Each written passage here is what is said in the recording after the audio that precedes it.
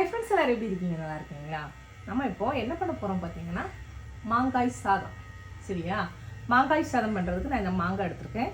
ஆனால் இந்த ஒரு மாங்காய் வேண்டாம், பார்த்து தான் எடுக்க போகிறேன். அதை சின்ன சின்ன பீஸாக கட் பண்ணிட்டு வரேன்.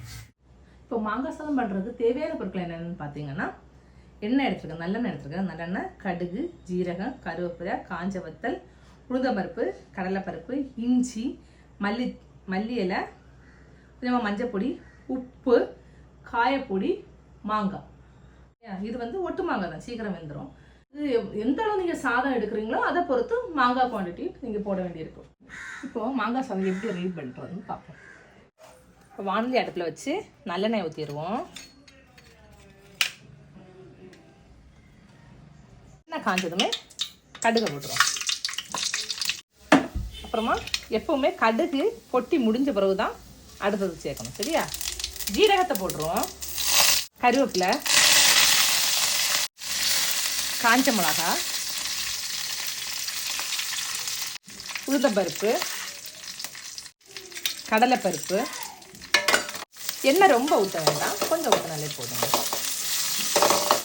ஸோ இஞ்சியை சேர்த்துறோம். மாங்காய் கட் பண்ணி வச்சுருக்குறோம்ல, அதை சேர்த்துறோம்.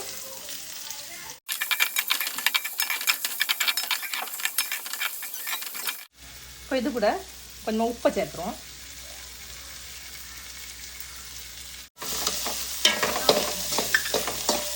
மஞ்சள் பொடி இருக்குல்ல, அதை சேர்த்துறோம். இப்போ காயப்பொடியை சேர்த்துறோம்.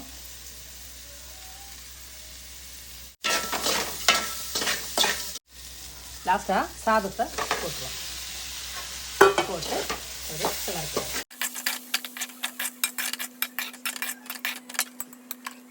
மல்லி இலையை தூவி இறக்கிடுவோம். மல்லி இலையை போட்டு இறக்கிடுவோம்.